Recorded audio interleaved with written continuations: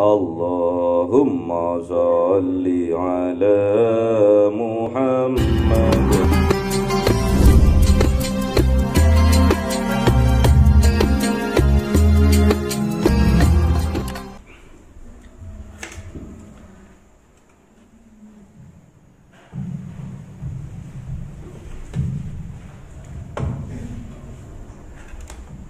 Kalamun qadimun la yumallu sama'uhu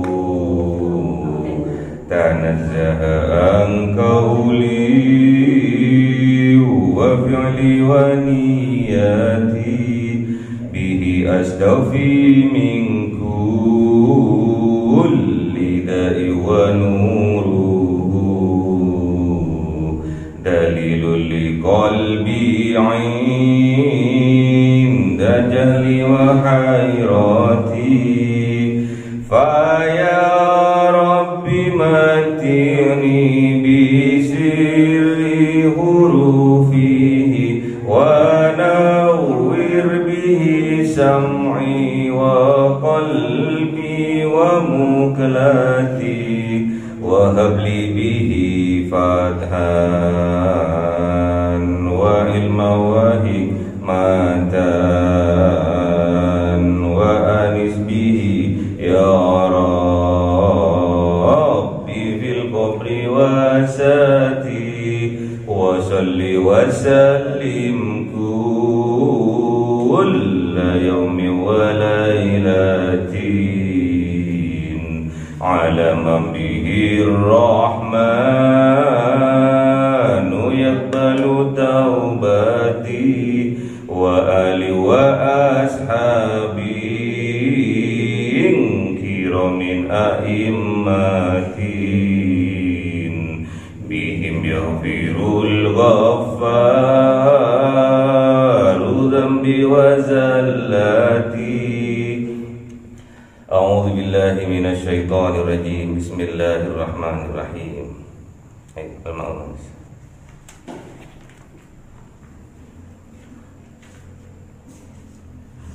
Ayo Al-Ma'un. Bismillahirrahmanirrahim. Ara'aital ladzi yukadzibu bid-din fadzalikal ladzi yad'ul yatim wa la yahuddu 'ala ta'amil miskin fawailul lil musallin. Shadaqallahul 'azim. Bismillahirrahmanirrahim. Alladzina hum 'an salatihim sahun. Alladzina hum yura'un wa yamna'una al-ma'un. Shadaqallahul 'azim. Bismillahirrahmanirrahim. Ara'aital ladzi yukadzibu bid-din. Tahukah engkau ya Muhammad yang menjadi pendusta-pendusta agama? Tahukah engkau ya Muhammad yang menjadi pendusta-pendusta di yaumil akhir? Tahukah engkau ya Muhammad yang mendustakan transaksi dalam hutang piutang? Jadi ada 3 tafsir tentang ad-din di sini. Yang pertama adalah agama. Yang kedua adalah yaumiddin, hari akhir. Dan yang ketiga adalah ad-dainu, yaitu hutang piutang. Maksudnya apa? Kok ada hutang piutangnya Pak? Iya, kita hidup di dunia ini hanya dipinjemi, hanya dihutangi oleh Allah, dipinjemi kehidupan oleh Allah, dipinjemi ruh beserta jasadnya oleh Allah. Makanya besok tatkala innalillahi wa inna ilaihi raji'un, ruh yang ditiupkan oleh Allah harus kembali kepada Allah dalam bentuk yang baik. Jangan sampai ruhnya itu rusak karena perbuatan kita. Ad-din juga dimaknai sebagai hari akhir, yaumil qiyamah, menjadi pendusta-pendusta hari kiamat. Maksudnya apa? Tidak percaya dengan adanya hari akhirat, tidak beriman, tidak percaya, mendustakan. Terus yang ketiga adalah din, adalah agama, yaitu perintah-perintah tentang syariatnya Allah itu didustakan. Seperti apa contohnya? Orang yang mendustakan agama, orang yang mendustakan hari akhir, orang yang mendustakan tanggung jawabnya dalam hutang. Fadzalikal ladzi yad'ul yatim, maka seperti itu alladzi yang yad'ul yatim, menghardik, menelantarkan anak-anak yatim. Jadi fadzalikah ini maknanya jauh, maka jauh itu jauh dari apa? Dari rahmatnya Allah, dari rahmatnya Allah. Yang yad'ul yatim, yang tidak mereken, yang menghardik, menganiaya, menelantarkan anak yatim. Kalau kita tidak mereken, menelantarkan, menghardik malahan, berarti kita termasuk pendusta-pendusta agama. Wala yahuddu, dan tidak mendorong, tidak menyemangati ala ta'amil miskin, kepada memberi makan orang-orang miskin. Apalagi memberi makan, mendorong saja tidak. Apalagi berinfak sedekah, mendukung saja tidak. Dalam hal apapun, dalam hal kebaikan. Kullu ma'rufin shadaqatun, setiap kebaikan itu adalah sedekah.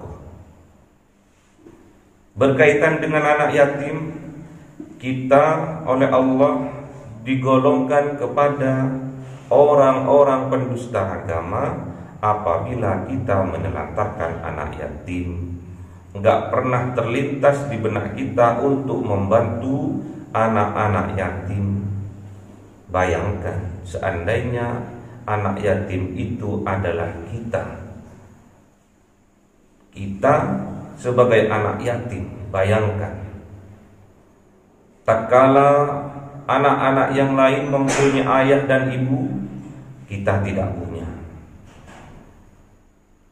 Tatkala anak-anak yang lain bermanja-manja kepada orang tuanya, kita tidak punya. Tatkala kita membutuhkan kasih sayang, perlindungan, keamanan, kita tidak punya. Nelongso. Makanya sisihkan sebagian rezeki kita, sisihkan waktu kita untuk kita menyantuni anak yatim. Kalau perlu pendidikannya kita tanggung. Kalau perlu biaya makannya tiap bulan satu anak aja kita tanggung. Berapa Pak? 250 biaya makannya. Biaya pendidikannya, SPP-nya kita yang tanggung. Berapa itu? 150. Makan SPP itu kurang lebih hanya 400 ribu. Terus kata dauhnya Rasulullah Muhammad sallallahu alaihi wasallam, ana wa kafilul yatim kahadaini fil jannah. Aku bersama dengan yang menulung anak yatim seperti dua jari ini di surga. Jadi sangat dekat dengan Rasulullah, karena Rasulullah dilahirkan sebagai yatim. Jadi Rasulullah tahu rasanya jadi anak yatim, tahu Rasulullah itu. Diasuh oleh kakeknya, setelah ibunya juga meninggal, diasuh oleh kakeknya Abdul Muthalib, tahu. Habis itu diasuh oleh pamannya Abu Thalib, tahu bagaimana saudara sepupunya cemburu terhadap dirinya, tahu dia. Kenapa kok Rasulullah itu kok diyatimkan?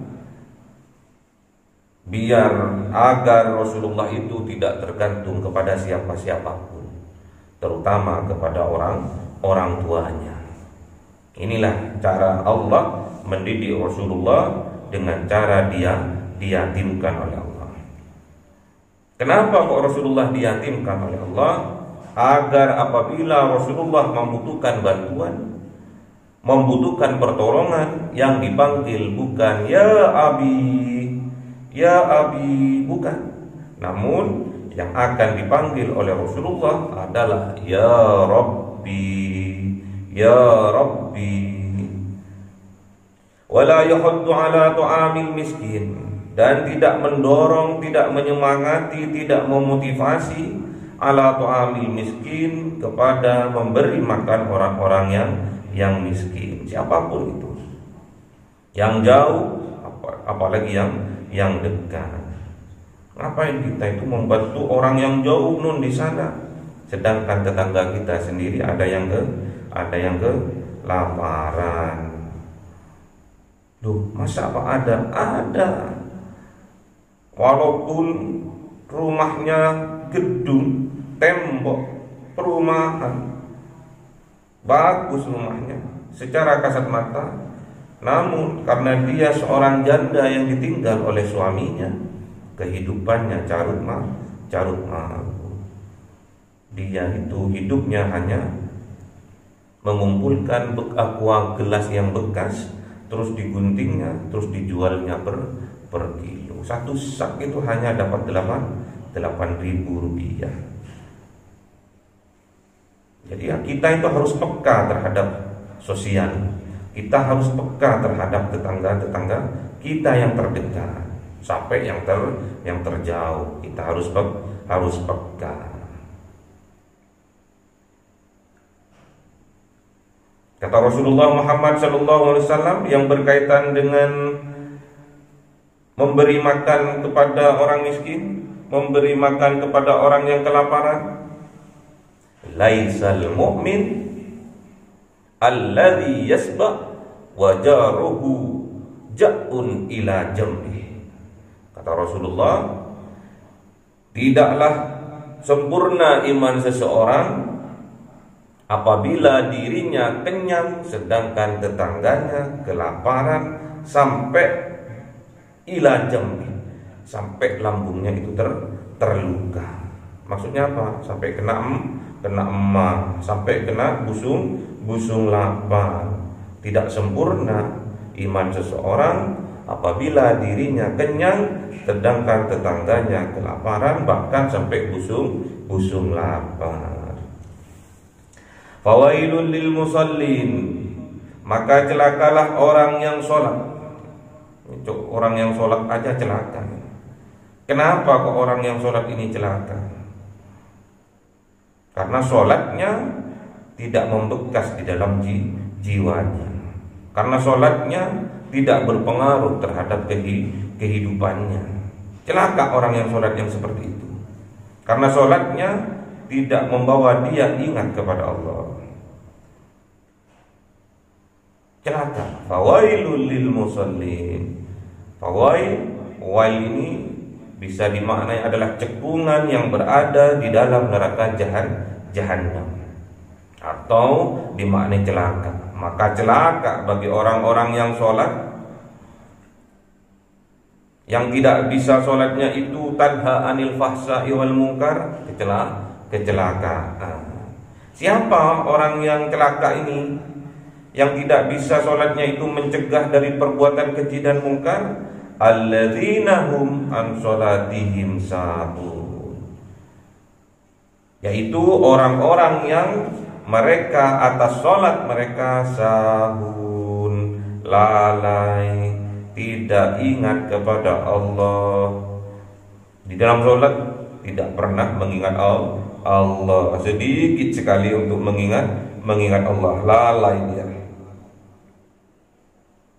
Sholatnya tidak khusyuk, sholatnya tidak berasa, lalai hatinya dari mengingat Allah. Makanya Allah itu berfirman, ya ayyuhalladzina amanu dzkurullah dzikran katsira. Wahai orang-orang yang beriman, berzikirlah kepada Allah sebanyak-banyaknya. Wasabbihuhu bukratan wa asila, dan bertasbihlah dan sucikanlah jiwa kalian bukratan wa asila, di pagi hari sampai malam hari. Kalau kita bisa berzikir seperti itu, berzikir sebanyak-banyaknya, bertasbih dari pagi sampai petang, huwallazi yusalli alaikum, maka Allah akan menyambungi. Yusalli, sambung. Jadi sholat itu sambung. Kalau kita sholat berarti kita menyambungkan diri kita kepada Allah. Kalau kita sambung, Allah sambung, ya itulah sholat. Kita zikir, Allah juga zikir kepada kita, itulah sholat. Kalau kita bisa seperti itu, wa malaikatuhu liyukhrijakum minadz zulumati ilan nur, maka para malaikat, terutama malaikat muqarrabin, ditugaskan oleh Allah untuk mengeluarkan jiwa-jiwa kita minadz zulumat, dari jiwa yang gelap, yang petang, ilan nur, menuju cahaya petunjuk dari Allah yang terang menderang. Kalau kita bisa seperti itu, wa kana bil mu'minina rahima, maka ada kita orang yang mukmin, rahima, berada di dalam kasih sayangnya Allah. Kalau kita sudah berada di dalam kasih sayangnya Allah, pastinya di hati kita ada Ar-Rahman Ar-Rahim, ada kasih dan sayang. Berarti benar bahwa Tuhan kita adalah Allah Ar-Rahman Ar-Rahim. Kalau di dalam jiwa seseorang itu ada Ar-Rahman Ar-Rahim, pasti perkataannya juga Ar-Rahman Ar-Rahim, pasti juga perbuatannya Ar-Rahman Ar-Rahim. Alladzina hum yura'un, yaitu orang-orang yang mereka itu sholatnya yura'un, karena riya. Sholatnya bukan karena Allah, riya, pamer. Sudah sahun, sudah lalai dari mengingat Allah, juga pamer.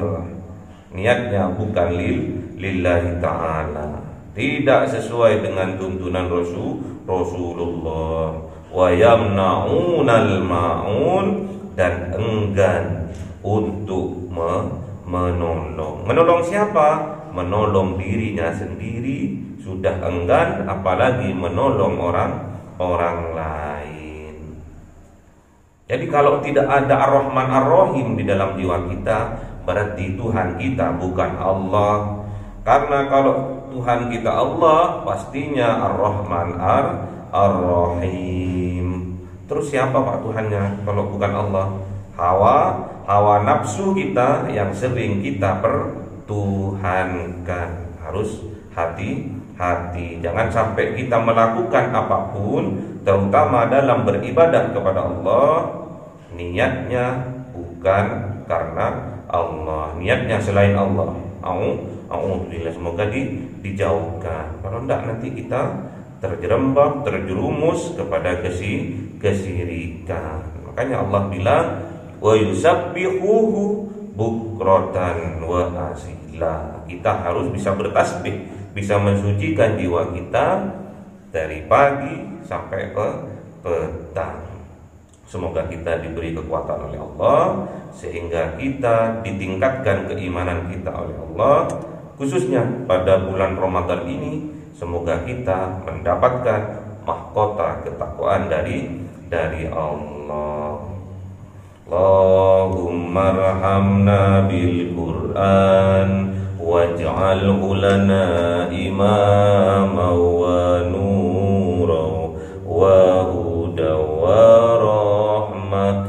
Allahumma dzakirna minhu ma nasina wa 'allimna minhu ma jahilna warzuqna tilawatahu ana al-laili wa atrafan nahar waj'alhu lana hujjatan ya